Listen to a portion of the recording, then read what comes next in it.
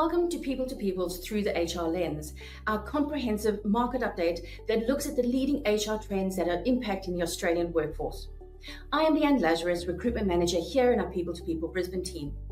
On today's edition, we are joined by Jonathan Mamaril, Director and Head of Employment Law at South Geldard Lawyers, Sarah Stone, founder of LinkABLE, and Josh Campbell, Head of HR from Tritium, to dig into one of the hottest topics transforming the workplace, artificial intelligence in human resources.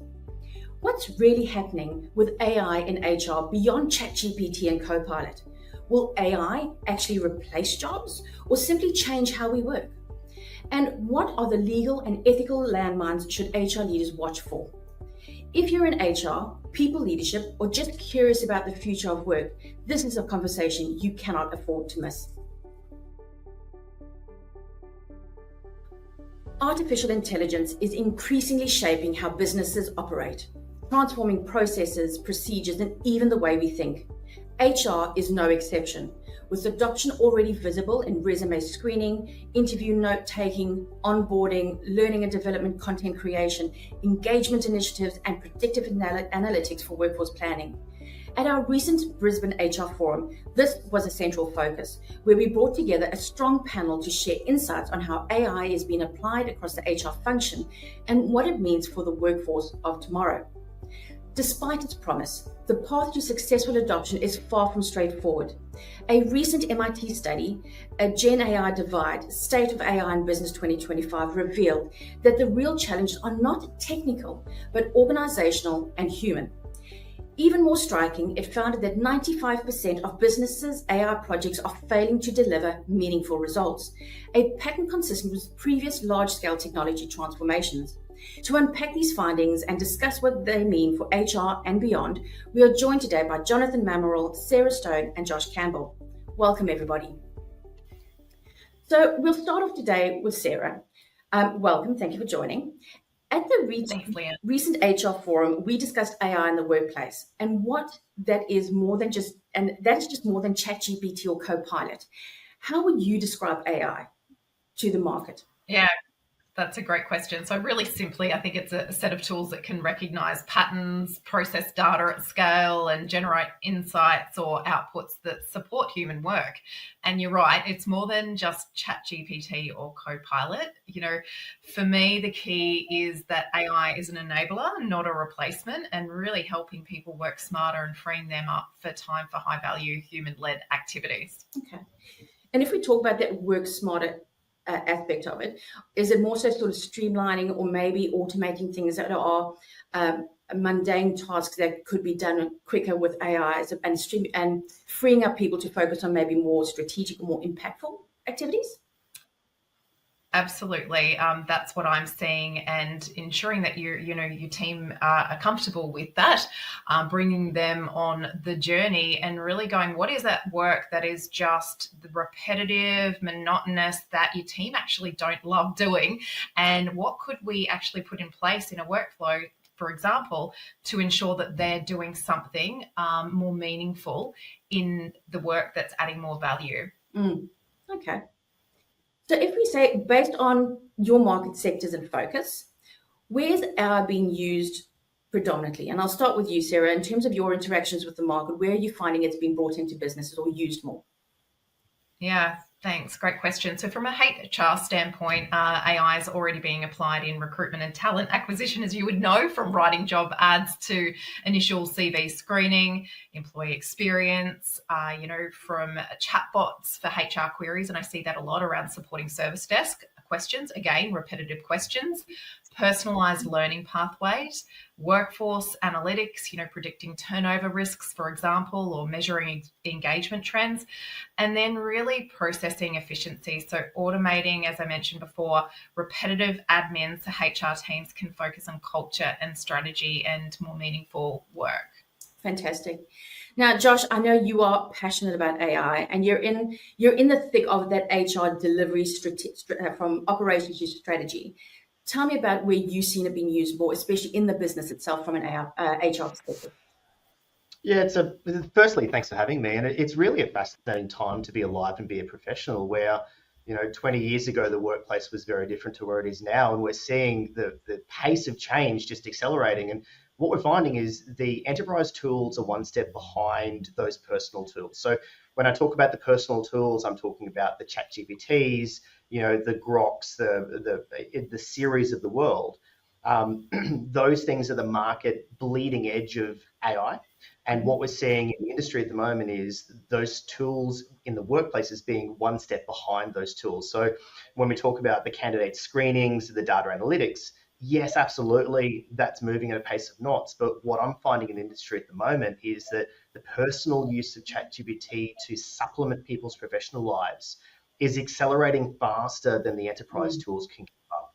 Yeah. And look, I agree with you. I think that's very valid in conversations that I've been having as well. Now, Jonathan, from a legal perspective, with the clients that you're acting with, how are you finding AI is coming through in the conversations and in the workforce?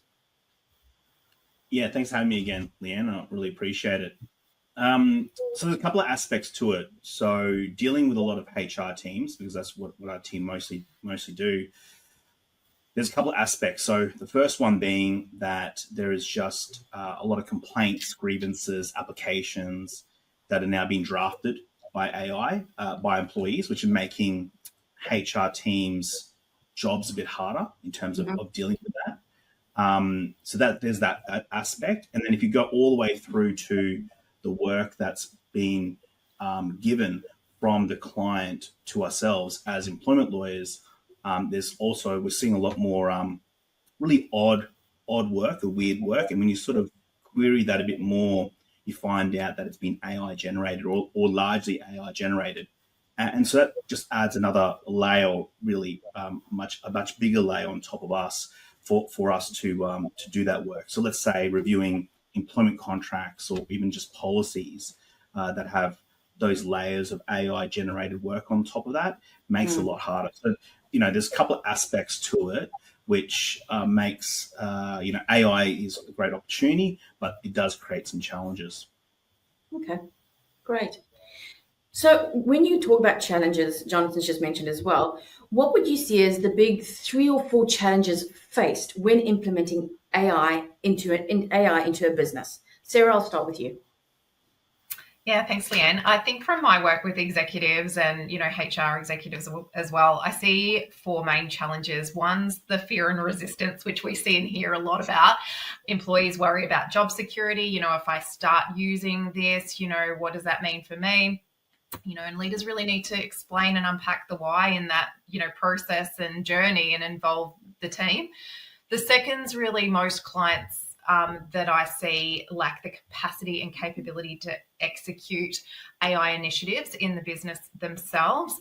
And I guess just to add to Josh's point there, yes, there's ChatGPT, there's Copilot that is being used, but I see the biggest ROI at this point in time being in the agentic side of things in workflow. From a skills and capability standpoint, people are lacking confidence with AI. Certainly they might be very confident with the ChatGPT and Copilot side of things. An investment in training and upskilling is really important in that piece. I think the other one for me is the data quality. My advice is don't do anything. If you've got poor or biased data, it's going to lead to poor outcomes. It's like what you put in something terrible, you're going to get something terrible out of it. Yeah. And I think businesses really need to commit to high quality, ethical and diverse data before they look at AI solutions and what that means in their business. And lastly, the big one before I hand over to Josh and Jonathan on this is ROI. It's not clear. People are actually not solving, or teams or organizations, what the actual pain points are. And they're just scattergunning and not thinking about truly their team adopting this. And I heard something the other day, someone had spent something like $400,000 on an AI initiative, and they just said that the team is not using it. So really, going to that point around, it's so important to bring that team on the journey with whatever you're doing. Oh, look, I completely agree. And in our 2025 market trend report, one of the questions we asked around benefits that were most valued by employees, and one of those was actually that AI and tech upskilling, that people want to know. Yeah, it's what I see day in, day out as well. that hesitation of how's it going to impact my job? How do I get ahead of the game? So that's definitely a big one that I'm, absolutely aligns with the market. So thank you for that. For sure. Now, Josh, from that on the ground HR perspective, what have you seen in your roles and in terms of the process, that change process, and what are the challenges that you've seen the organization face or leadership face when bringing AI in? Yeah, look, there's so much to unpack here, and it's such a multi-layered problem. When I start at the very top, we talk about the models, and you look at the groks of the world, where we can see through Twitter or X, whatever you want to call it these days. You can see that model is actually being changed on the fly, and Musk is posting about changing how that model works. So it was talked about before about making sure the model's important. And look, you can do it for good and do it for evil. One of the biggest AI programs I worked on was a candidate chatbot for one of the big retailers. And what we actually did is we adapted the model for candidates that have an identified disability or First Nations candidates as well too. So you can adapt your model in a positive way, but you can also blindly adopt an AI model that's been trained by someone else where you're not aware of the outcomes. In terms of the enterprise implementation of AI, it should be seamless. If we're having to talk about upskilling our people to help them learn how to use AI, that absolutely has a place. But if we're rolling out an AI system that isn't deeply integrated and using the natural way people use the systems, then it's not a great implementation. And by way of example, the HRISs are now putting AI in the background, where one major one that I'm having exposure to is actually coming up on people's individual profiles when their managers are reviewing their profiles. There's AI insights which analyze the leave patterns of that person, not to try and catch them out, but to try and pick up burnout. If people are taking, micro leave or consistent leave, it's flagging it to managers to say, hi, this is a significant problem. So in those implementations, it's great in the way that a flag that comes up to a manager, as opposed to a manager having to interrogate the data using some sort of chatbot and understanding how AI uses, how to use AI. It's super important that it's seamless. But I think the biggest challenge that I'm seeing, as I said before, you've got the GPTs of the world and the Siris of the world in people's hands, and they're using this, and the enterprise models are lagging behind. And what that means is there's disparity, where if we're asking our teams to use Copilot, because it is ring-fenced and because it is had the security analysis and IT signed off on it, that's important because it's your corporate social governance. It's your sign-off, it's making sure the data quality is good. But when a person can pick up their phone and interrogate ChatGPT to get what they perceive is a better, more robust, and a quicker response, there's no way that we can protect against this. There has been no time in the history of work where we're able to control what people are using. We've got locked down laptops, we've got locked down Windows systems. IT can always see this, but what IT can't see is your personal phone feeding you information that you're then using for your corporate world. So that's the biggest concern that I see, or the biggest challenge that I see, is understanding how we bridge that gap between the personal use and the enterprise use of AI. Okay, that's great. Thank you for that. Now, Jonathan, from that legal perspective, anything that you would see or you advise your clients on when it comes to the challenges and the impact of those? Yeah, I just want to pick up what Josh has said just there, that whole idea of the use of the personal use, right, of AI. And obviously, there's some organizations that are trying to roll out some policies to prevent that. We definitely know that there is, a group such as like unions, for example, that are trying to push forward and trying to prevent that implementation in organizations. But it's going to be eventually, we're going to see the implementation, nationwide or worldwide. So I think that's inevitable. I think where we have a problem is that currently the law lags behind in pretty much every aspect in dealing with AI. So if you look at, employment law, if you look at intellectual property, if you look at even stuff like privacy, and they're probably the big three, they don't really have an answer yet. There are some examples of when it goes wrong and how it's dealt with, and that's probably more obvious. Those results aren't surprising. But the space where it sort of feeds into the the strategy use, there's still not a lot of information there. So that's that first part. The second part I'd say as well is that we're discussing with a lot of clients right now around restructuring. It's a lot of restructure work. And I'm not saying that it's necessarily just because of technology and AI, but it's definitely playing a part.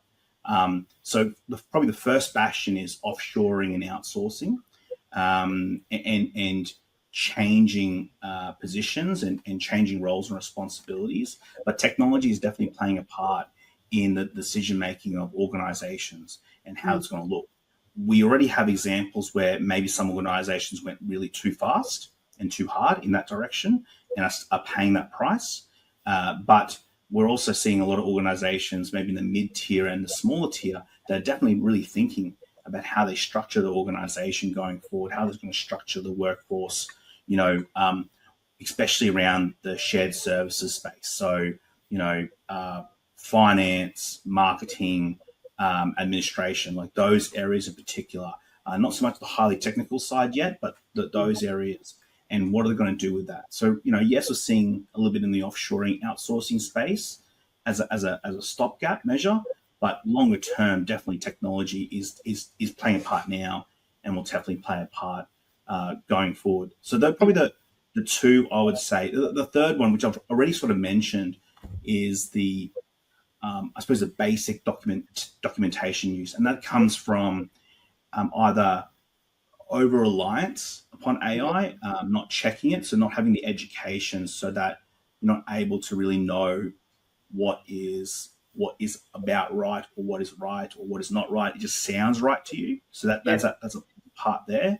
So potentially I'm seeing that a lot with maybe more junior HR practitioners, as an example, where there's an over-reliance. And I'm also seeing that from businesses who maybe don't have a huge HR team, and they're over-reliance upon documentation that's generated by AI.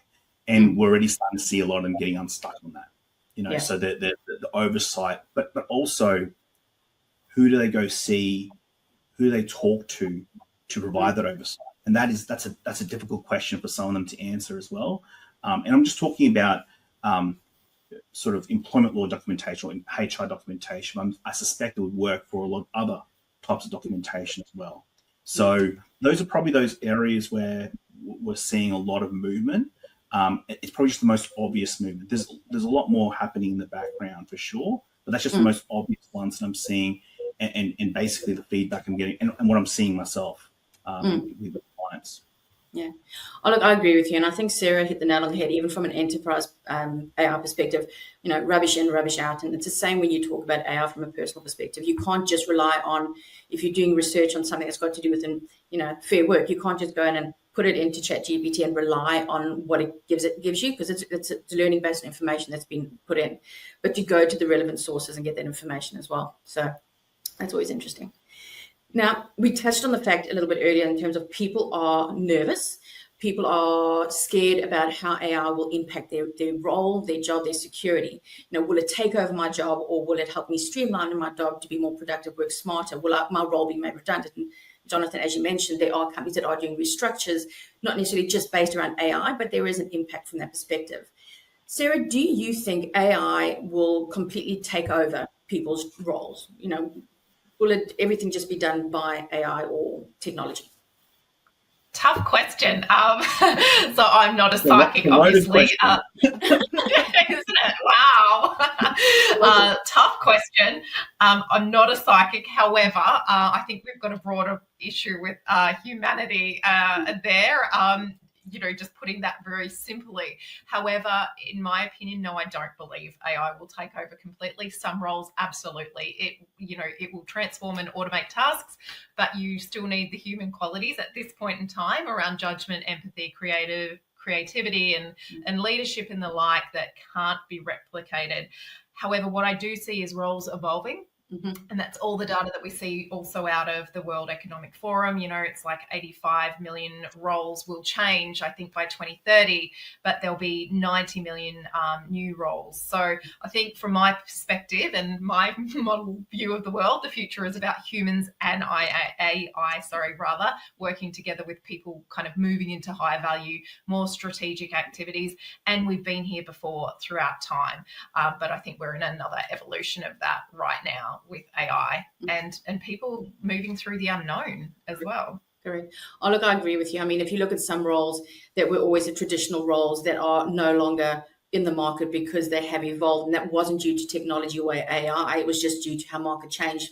Jonathan spoke about offshoring, spoken about restructuring in a business to maybe, not having a dedicated data entry role, but having a role that included that in their role. So, I mean, we've had that change all along. But Josh, if we look at you from in a business perspective, do you think employees need to be concerned? How do you see it impacting people in business, and what can they do to safeguard themselves or potentially pivot or upskill? Yeah, I'd be concerned, and I'm going to be controversial and say I'd be concerned. If you're listening to this show and you consistently use, the ChatGPTs of the world, and it's generating most of what you do in your job, then yes, because you understand your job really well. And what's happening is that you're putting your job into the hands of, AI, right? Somebody else is going to realize that. And businesses have to pay the bills. Unfortunately, the hearts and the minds, whilst it's wonderful to give everyone employment, at the end of the day, there's a dollar sign at the end of this. So if you're doing your job and you're like, there is no way that ChatGPT can do my job, I barely use it because my job's all about talking to executives about strategic direction, then sure, no jobs at all. But if you're more an administrator and you're drafting all of your letters through ChatGPT and you're doing your candidate screening through AI and you're sitting here today going, oh, this is amazing, like my life's just got so much easier, you need to be using that time you're saving to retool your job and to prove your value. Because if you sit idly by, what's going to happen is somebody else is going to see this opportunity and they're going to see an opportunity to save money. And I'm really sorry that happens. Like, that's never nice to happen. But as I said, businesses are here to make money. They're not here to have the hearts and the minds of the world. So what I would suggest for people who are in this position is not to panic, is to use that time now to go, well, what can't AI replace? What are the tangible things that I can offer the business? What are the tangible things that I can do that actually makes me indispensable to the business? And I've seen this time and time again where I work with some very talented colleagues where they're using AI tools to streamline the vast amount of their jobs. And then they're using that spare time to go and speak to business leaders about new ideas, new strategies, new engagement processes, where they're actually changing how they do their job. So I'm seeing HR administrators act as business partners. I'm seeing HR coordinators act as business partners because they're using ChatGPT and other AI tools to streamline that part of their job that can be streamlined. And they're proving amazing value to the business by engaging with their client groups to bring about something that AI can never, ever deliver. Yeah. Agreed. So I recently attended the 𝘀𝗻 National HR Conference where we heard from some amazing speakers, and AI was very much a prevalent topic. I think every session I went to, somewhere along the line, AI came up. But one thing that really resonated with me with a couple of the sessions was AI is a tool. It should never be a decision maker. You shouldn't necessarily have an AI strategy. You should have a business strategy looking at AI and how it can impact or how can help drive that business strategy, how to improve that. And there are going to be certain functions where, as Sarah mentioned, you still need that human element. So it's identifying what can be fully automated, what needs to be automated with human impact, and what can't be automated and where the humans are required.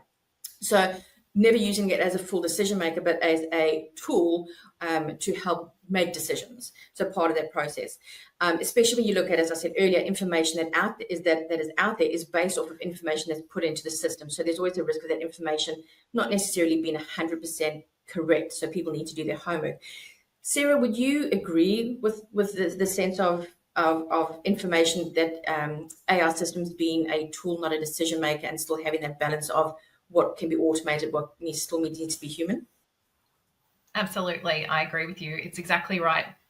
AI is a tool. Its outputs, going back to that garbage in, garbage out, are only as good as the data and prompts that go in. Jonathan mentioned, more things coming across people's desks that have been done by ChatGPT. I think there has been an element of that in the past, obviously not using ChatGPT or, an LLM, whereas, people are going to the next person and going, how should I respond to, this letter from this organization or my leader on X, Y, and Z if they've done something wrong. So I think, we've been here before. It's just a little bit more prevalent with how much is being used by an LLM. But I think from my standpoint, accuracy and bias are real risks, which is why humans must stay in the loop for those critical, high-end identified tasks where there is critical evaluation and oversight required, and they're non-negotiable if we want AI to add value safely and responsibly. Yeah, agreed. Definitely agreed. Now, Josh, from a company's perspective and an HR perspective, what sort of processes or procedures or policies should HR implement or bring in to the process to safeguard or mitigate risks for an organization?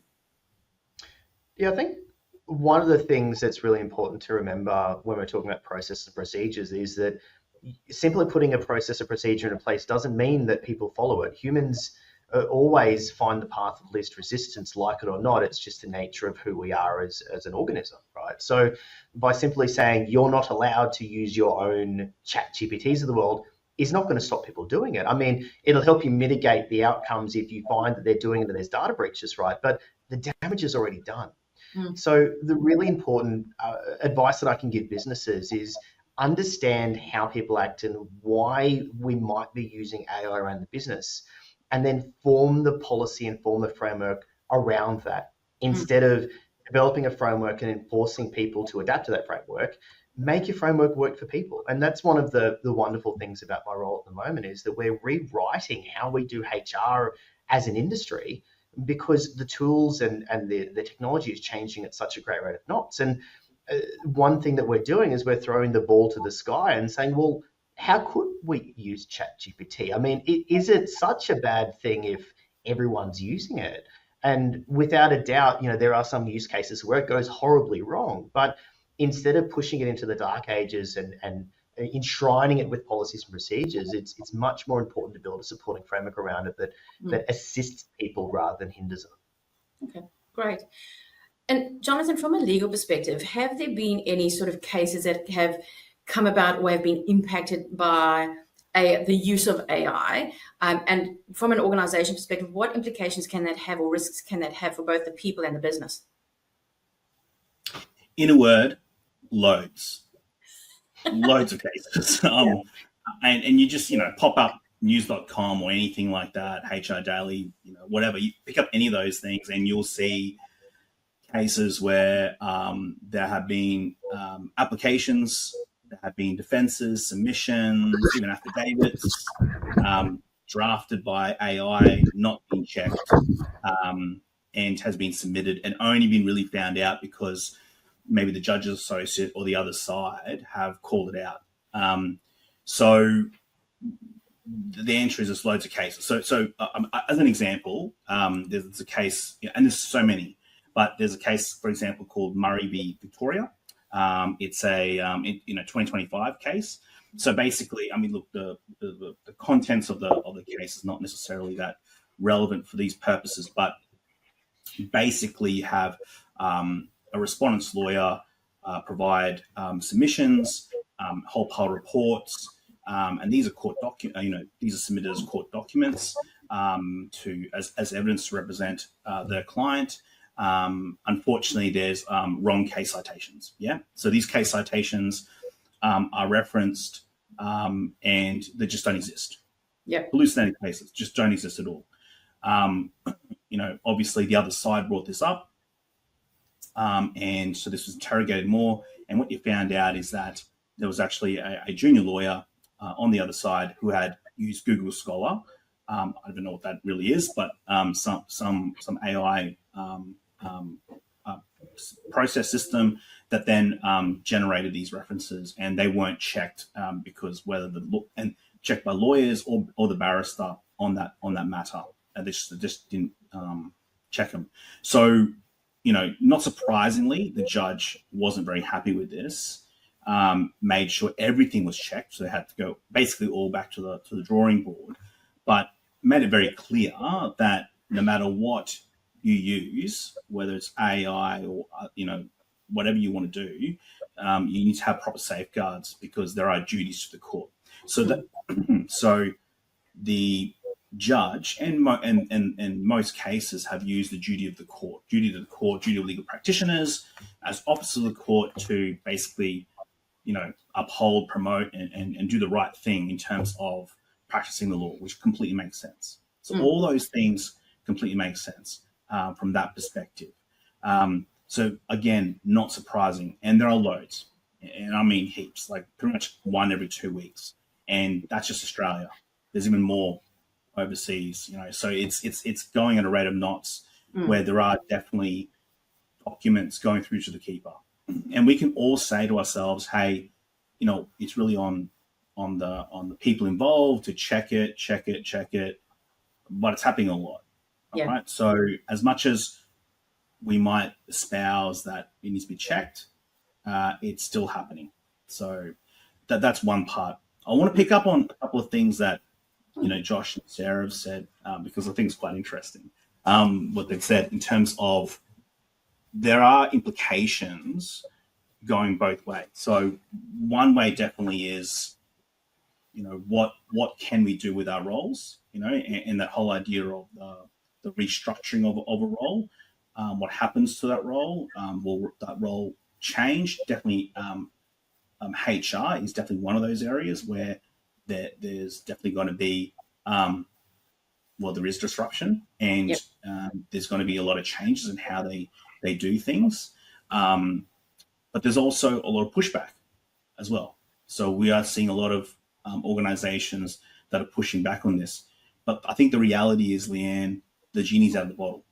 Yeah. Okay. So the genie's out of the bottle. They might be able to hold that back for a little while.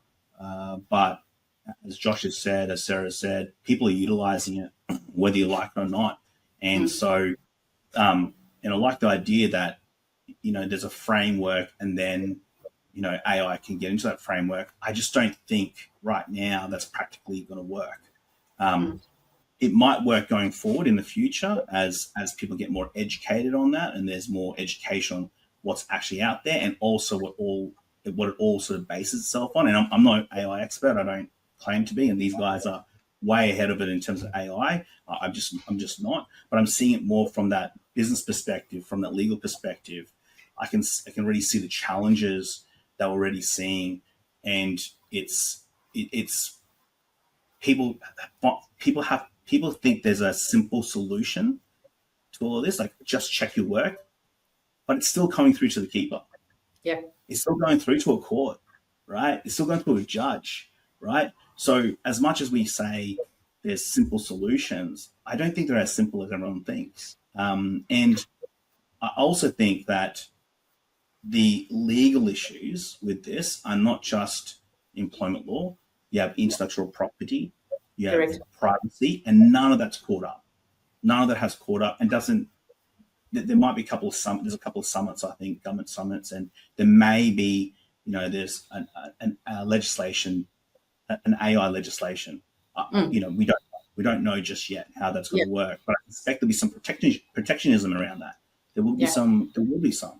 So, but how's it going to work practically? So you can make it some legalities to it, but how's it going to work practically? Especially if the world hasn't got that as well. Other subsidiaries. So I think we have so many problems that I see that opportunities are due, but the challenges are vast, and I don't think there's any. And the problem I see is there's no answers to these challenges. There's no straightforward answer to these challenges. So it is a little bit like chucking. I see the analogy that Josh said, chucking the ball up in the air, but I see it a little bit differently. I see it as chuck the ball up in the air and the sun has sort of caught it and you sort of don't know where it's going to land. That's how I see it at the moment. We've chucked the ball up in the air, but the sun sort of caught it and I don't know where it is. I'm not sure if it's still up in there, maybe on the ground. That's probably the analogy I see AI, especially in the legal world. Fantastic. Thank you for that. So one of the things I think Sarah's touched on and Josh has also touched on is about that implementation process and how to try and make it as seamless as possible. So if you were able to talk to an HR team or an organization that was exploring the integration of AI into their operations and processes, what would your top advice be when it comes to evaluating, reviewing, and making those implementation decisions? Sarah, I'll start with you. Yeah, great. It's hard to shorten this this list, Leanne, but first is exploring, what AI functionality on your tech roadmap already exists or what the plan roadmap is. That's really important for your existing vendors. My next is, I will preach about this all day, equip leaders to how they can bring their teams on the journey, because the strategy's flipped in my viewpoint from how we're coming up with user cases. It's not, leadership coming up with the use case strategy and it being cascaded down. It's actually your teams coming up with where the gold is and, the ROI to some degree. With AI, I think you've got to stay purpose-led. You've got to look at AI solutions that solve real business problems, to Josh's point around commercial standpoint or a commercial standpoint, not just, getting shiny tech in because we then we start our AI journey. I think you've got to start small and scale, like most things, pilot in one area, learn, then expand, equip your team with the skills and confidence to work alongside of AI. And then lastly, to kind of, Jonathan's point earlier, embed ethics early, be transparent about how AI is used and build trust through governance. And I think when organizations are building and balancing purpose, people and responsibility, AI becomes really advantageous. Fantastic, thank you. And Josh, from your experience in the whole implementation of AI, if someone had to come and ask you for your advice in terms of how you've experienced it in the past, what would you say to them? The first thing I'd say is, why are we doing this? There's so many situations where a senior leader in many businesses has been using some sort of, whether it be an email management tool or some sort of, AI system. And that leader's like, oh, cool, let's roll that out to business. And poof, all of a sudden it's rolled out to 5,000 people who turn around and go, why? I mean, what might work for one executive might not work for the business. And what might be a thought bubble from a HR person as they drive to work to roll out this amazing AI tool might not actually work for the people who have to utilize it. So the first and most important thing is why? I mean, my washing machine has an AI mode, for heaven's sake. Why? There's so many things out there that we don't need AI for, but there's also so many things where the people that we service, and I'm not talking about our executives, I'm talking about the people that are reporting to a person that are reporting to an executive. Those people, how can we actually improve their lives? How can we streamline the stuff that makes them dread opening their emails or going through their work? That's what we should be focusing on, not what we've come across, so not what we believe is the best, AI tool or AI system or AI deployment that we might hear about at a conference. So that's my biggest advice is say why. Yep. Okay, love that. And Jonathan, from a legal perspective, if you have a client that you work closely with and they go, we're looking at all these AI tools, what do we need to do from a legal perspective? What are your top tips to them? So I'll provide these tips in a bit more of a different way. There are potential reforms on the horizon. Okay, so one of them is that potentially there may well be some type of legal ban on the use of AI systems, for final decision making of any employment. Okay, so that could be governed by the Fair Work Commission. So that's definitely been openly discussed, and that could be a definite possibility.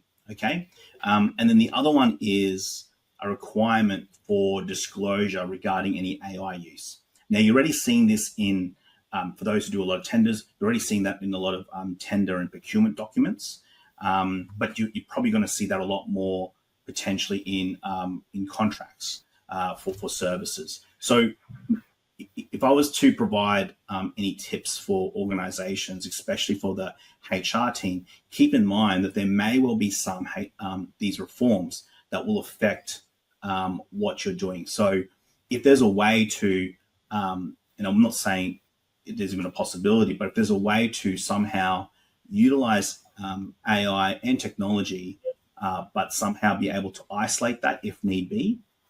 So there's some sort of either policy or process that protects that a little bit, so you can just shield that off if need be in the future. I think that's a good aspect. And also really consider when it comes to, in particular when it comes to legal documents, the use of AI, because, for example, one of the areas that's been discussed a lot at the moment is, does advice from a lawyer, for example, provided to a client, if that's now put through AI to provide some summary or whatever it might be, does that now still hold legal professional privilege? It's a question. There's definitely a question mark over this. So there's definitely going to be some aspects here. Is there a way you can potentially, if you need to, put some protectionism around that, isolate that in some way, if need be? Because potentially there will be some things where the law, even though practically it may not be able to do it, will try and reach in there. And so, and one I think in particular is the use of AI systems for final decision making on employment. I think that will definitely be one where they'll be looking at it very, very hard. Whether we'll see the reform in the Fair Work Act to do that, or it's going to be its own piece of legislation, or it's going to be in privacy, or it's going to be in intellectual property, I don't know. We don't know yet.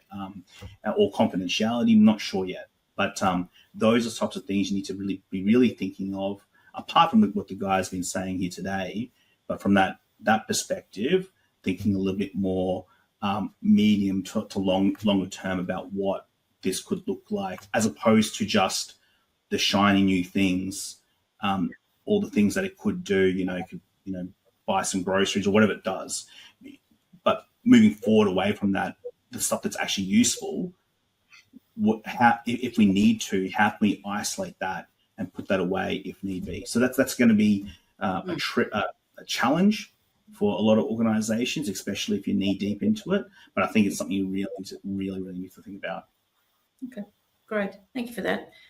Now, as we've said all along, AI is becoming increasingly prevalent in a lot of areas in business. And obviously my focus is in recruitment. So I'm seeing it come through in the recruitment space more and more, both from the recruitment and the selection piece. So, and that could be from candidates using AI tools to help write their cover letters, write their resumes, tweak their resumes, through to employers or HR using AI to generate adverts, job descriptions, using AI in the interview process.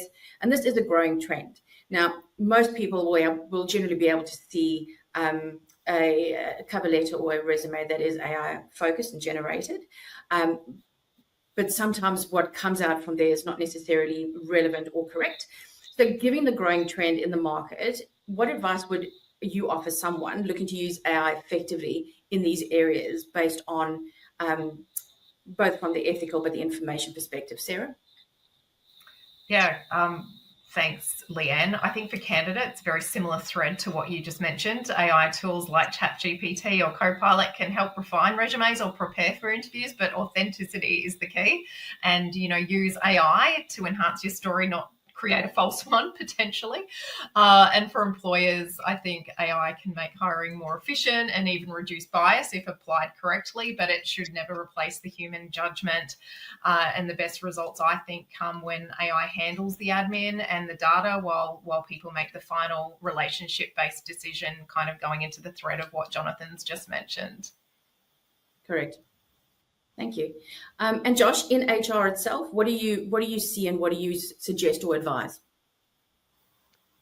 In terms of applying for jobs, like it or loathe it, AI is looking through your job applications as a candidate. There are more systems that utilize AI in candidate pre-screening than don't these days, which means that you're potentially going to get pipped to the punch by people who have used AI and do have those large amount of keywords in their resume. So my advice to them is you need to embrace the change here in the way that you can absolutely write your CV and write your resume the old school way. But then what you need to do is you need to upload that to ChatGPT alongside the position description and see what an AI system thinks about your stuff. Because as I said, as soon as you submit that, there might be 1,000 job applications for a single job. There is no way that people are going to go through each individual application until you get to some sort of shortlisting stage. So you need to utilize the technology to your advantage. Now, the other thing as well too as a candidate is that although on that side of the fence, it impacts candidates in a negative way, where that age-old thing about beautiful wordsmith and wonderful sentences can be replaced by an uneducated candidate just throwing a prompt into ChatGPT. That's unfortunate on one side, but there's the other side of the coin as well, where if you look at, as an example, ChatGPT's voice mode, you can spend up to an hour a day talking to a natural language person who knows you intimately if you upload information to it to practice for an interview. And there are professionals out there where you pay a fee for a professional consultant to help you do interview practice. You can now do this for $30 US a month using ChatGPT. So utilizing it to your advantage is super important. But then as from a business side of things as well too, I'm going to step away from that, we can pre-screen 1,000 candidates and get a shortlist, and I'm going to go towards removing bias, because humans have unconscious bias. And I've seen this throughout my career, where you might have the most wonderful, loving hiring manager in the world who unfortunately has bias. Everyone does. So you might find candidates slip through the cracks when those unconscious biases slip.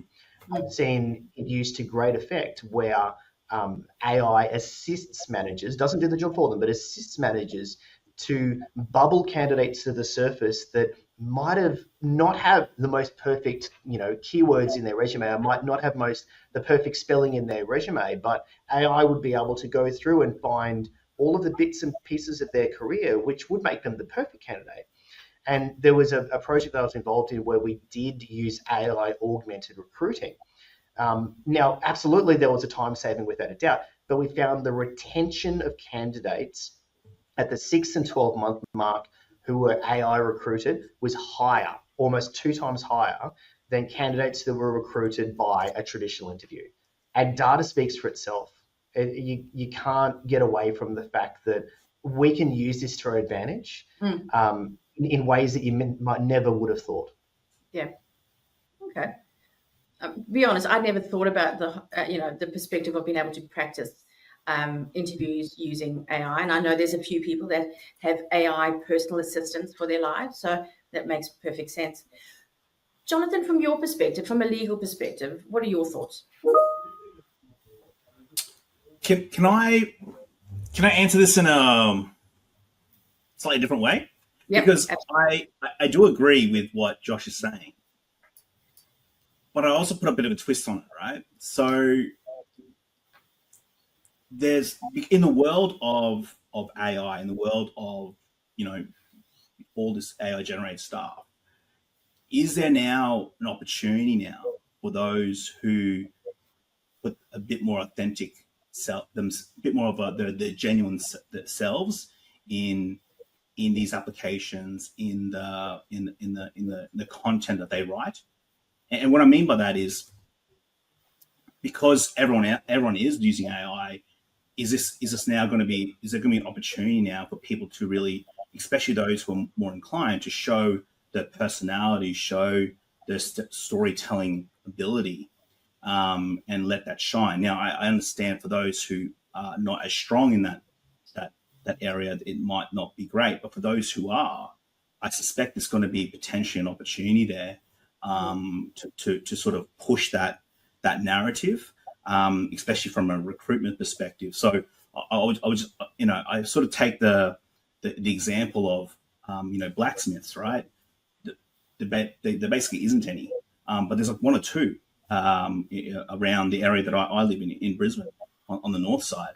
And if you talk to them, they have changed who they deal with, but because there's only 1 or 2 of them, they have, found this great niche, this niche market. I'm not saying this for everyone. I'm just pointing that out, that I think there's potential opportunities for people who maybe have a certain skill set. In particular, I think the storytelling side of things, where it can't necessarily be counterbalanced, at least not perfectly, by AI, at least not yet. So I think there's that aspect. The other thing I'd say from a recruitment perspective is there are definitely, as we talked about the bias, we need to be very careful around discrimination elements. So there's definitely discrimination is going to come into play. And one that I haven't mentioned, I probably didn't mention deliberately until just now, is how does legislation such as psychosocial risks and hazards play a part when it comes to AI? So I think that needs to be counterbalanced as well. There is going to be definitely an argument that hasn't been taken into consideration when it comes to, I wouldn't necessarily talk about recruitment, but definitely on the retention side, I think there's going to be something there too. I think it will permeate through a lot of other areas as well. It will both help and hinder in a number of areas. And I think, that whole idea that Sarah's talking about, and I think Josh talked about that framework, having and that they've had different views on the strategy, but a strategy of some sort to deal with it, as opposed to where I think a lot of organizations are right now is people are using it. There's no real controls. How is it going to be utilized at the moment? And you're already seeing that. The example of that case, Murray v. Victoria, that's a perfect example of that happening. So that's probably my two aspects. Probably one more philosophical and one more probably straight down the line legal. Great. Oh, look, that's why I wanted the three of you on one session, because you bring different perspectives to the topic, and it is such a prevalent topic and it's not going anywhere. So I really appreciate your time, your insights, and your expert advice. And thank you for joining me on the show today. It has been great. Definitely have had an expert panel. So thank you very much. If you are looking to grow your HR career or build your team, we are here to help. Whether you're searching for your next opportunity or need the right talent for your business, our teams across Australia have you covered. With over 10 offices, we can connect you with the right opportunities to set you up for success in 2025 and beyond. Contact me, Leanne Lazarus, today at leanne@peopletopeople.com.au or via mobile 0431 819 724. That is it for today's edition. Thank you for joining us for this episode of People to People through the HR lens. And to our guests, Sarah, Josh, and Jonathan, thank you very much for joining us today and for the discussion. We hope to see everyone next time. Thank you for watching.